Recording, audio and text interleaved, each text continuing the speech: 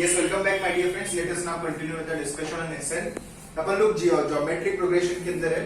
Geometric progression के अंदर कैसा है पता है क्या कि आप लोगों के पास में दो फॉर्मूले, एक तो a in bracket 1 minus r is to power n upon 1 minus r या फिर a in bracket 1 r is to power n minus 1 और r minus 1. अब ये जो फॉर्मूला है ये कब इस्तेमाल होता है? r is greater than, ये r is less than.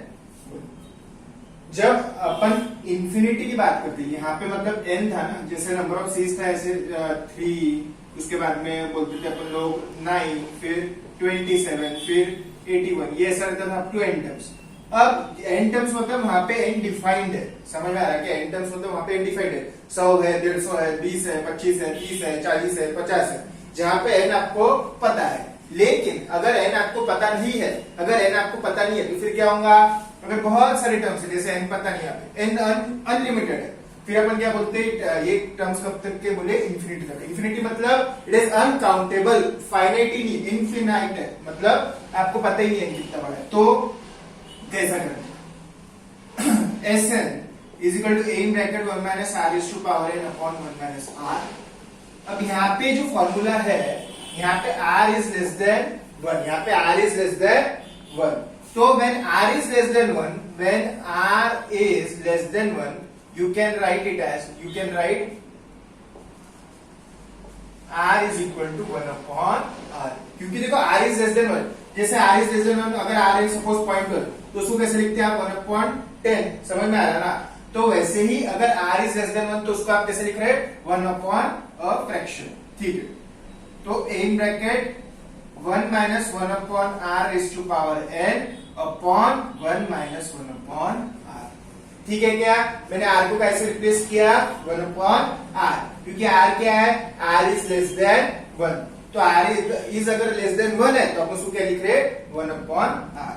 अब बात ऐसी है, when n tends to infinity, जब n इंफिनिटी की तरफ जाता है, जब n बहुत बड़ा नंबर होता है, तो क्या होगा? when n tends to infinity, तो उसके अंदर ये कैसे कन्वर्ट हो जाता? a upon 1 minus 1 by r, that is equal to a upon 1 minus r. समझ में आ रहा क्या आप लोगों को? when n tends to infinity, r raised to power n tends to 0. समझ में आ रहा क्या? तो when n tends to infinity, तो ये पूरा क्या हो जाएगा? 0. तो फिर कितना फ्रैक्शन बचेगा? सिर्फ इतना. समझ में आ रहा क्या? तो a into 1 minus 1 upon r. 1 upon r is finally replaced by 1 minus r. समझ में आ रहा क्या? तो बात ऐसी है कि when n tends to infinity, मतलब 1 upon a very big number. समझ में आ रहा क्या? 1 upon a very big number रहने वाला है. तो when n tends to infinity, r tends to 0, तो पूरा फ्रैक्शन कितना हो जाता? 1 upon 0, मतलब 0. समझ में आ रहा क्या? तो यहाँ पे बात ऐसी है, when n tends to infinity, 1 upon r is to power n, ये हो जाएगा 0. समझ में आ रहा क्या? फिर अल्टीमेटली कैसा हो जाएगा? a upon 1 minus 1 upon r, तो a upon 1 minus r. ठीक है, अब अपन इसके अंदर कुछ प्रॉब्लम देखते हैं. आपको ये थ्योरम याद रखने की जरूरत नहीं है, आपको s infinity is equal to a upon 1 minus r, बस इतना ही ध्यान में रखने का है. कि बात ऐसी है, इतना ही ध्यान में रखो कि इंफिनिटी की अगर बात आती है, तो दो बातें याद रखना कि ये sequence should be in geometric progression. ठीक है, और r इज लेस देन 1. ये दो बातें आप लोगों को ध्यान में रखने की है कि सीक्वेंस जीपी में रहना चाहिए और r is less than 1. r is बेटा फाइंड करते, तो r इज लेस देन 1 और सीक्वेंस इज इन जीपी. ठीक है, तो अपन लोग कुछ प्रॉब्लम्स देखते हैं. Question number 21. ठीक है, सम ऑफ इन्फिनाइट जीपी बोला हुआ है वहां पे. जब तक के प्रॉब्लम में बोला जाता है कि इन्फिनाइट टर्म्स है, तब तक के आप ये फॉर्मूला इस्तेमाल करेंगे नहीं. जब तक सीक्वेंस जीपी में नहीं रहेगा, आप ये फॉर्मूला इस्तेमाल करेंगे नहीं. 2, और तीसरी बात, r should be less than 1. 14 दिया है, -2 दिया है, +2 upon 7 दिया हुआ है, -2 upon 49 दिया हुआ है. पहली बात a आ गया, 14 r आ गया, -2 upon 14, that is -1 by 7। तो s infinity is equal to 14 upon 1 minus r कितना है -1/7। 14 divided by 1 plus 1 upon 7। 14 divided by 7 plus 1 8 upon 7। 14 into 7 divided by 8। 2 into 7 is 2 into 4 is 49/4। समझ में आ रहा है क्या? 49/4। देखो 49/4 आप लोग को दिख जाएगा। Option number B 12/4। 12 for 14 plus 1 49 49/4। ठीक। 22 देखते हैं।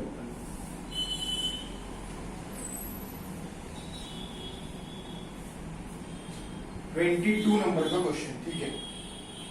सम ऑफ इन्फिनाइट जीपी बोल रहे हैं यहाँ पे कि सम ऑफ इन्फिनाइट जीपी बोल रहे हैं यहाँ पे। जीपी दिया हुआ है, देखो हर बार बोले हुआ इन्फिनाइट है। 1 -1/3 plus 1/9 minus 1/27 plus so on। अब देखो यहाँ पे है ना, अब ये थोड़ा अलग तरीके से अरेंज है। पहली बात देख लेना, ए क्या है, सपोज 1, आर क्या रहेगा। देखो अब आर क्या रहेगा यहाँ पे, आर कैसे निकालेंगे आप लोग, तो इसके अंदर देखते हैं अपन लोग कैसे निकलेगा are.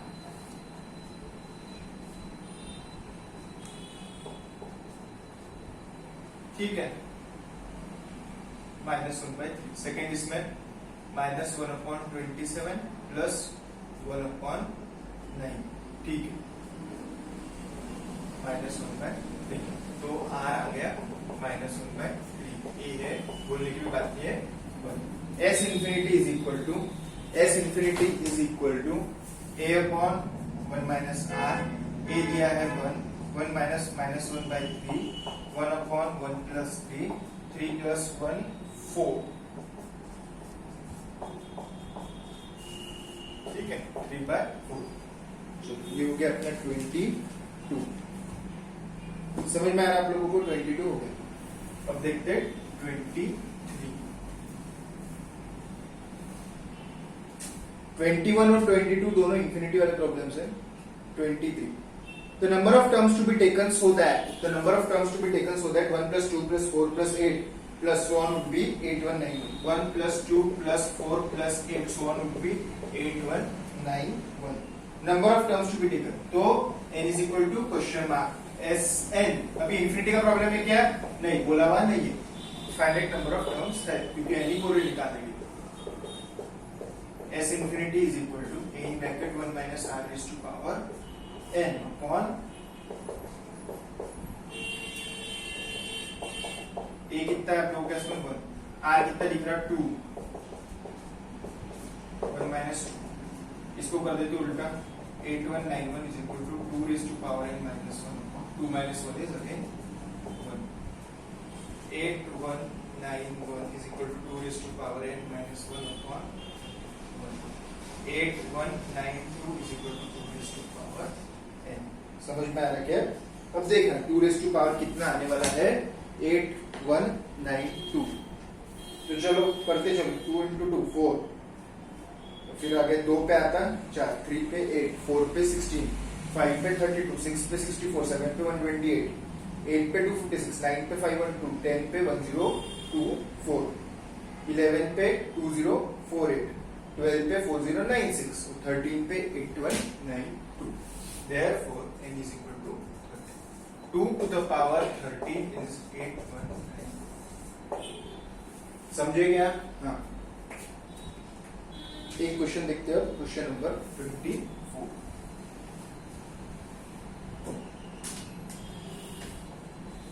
Insert 4 geometric means between 4 and 972।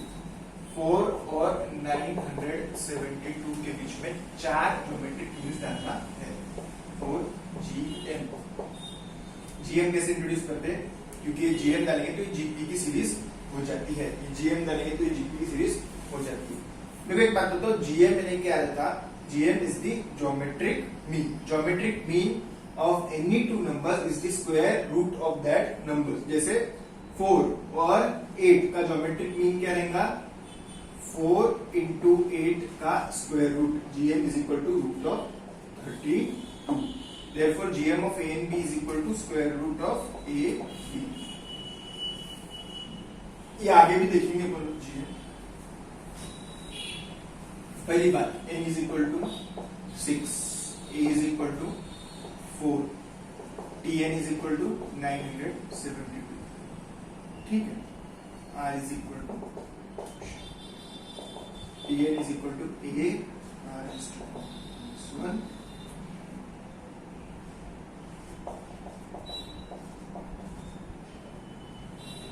a है 4, नहीं sorry, r 6 minus 1 5।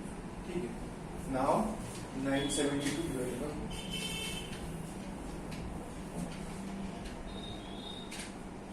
243। 3 to the power 5 करो,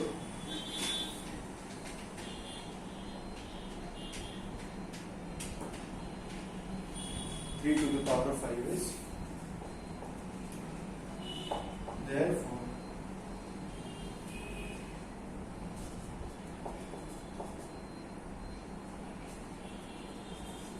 R आ गया आप लोगों का इसमें 3। तो यहाँ पे क्या रहेगा 4 इंटू 3 12, 12 इंटू 3 36, और आ गया आपका 108 इंटू 3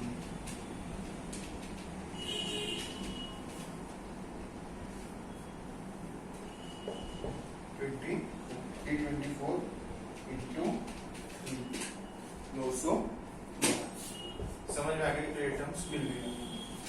ये टर्म्स कैसे लगी, देखो आर एक बार 3 मिल गया, बस 3 से मल्टीप्लाई करते चलो,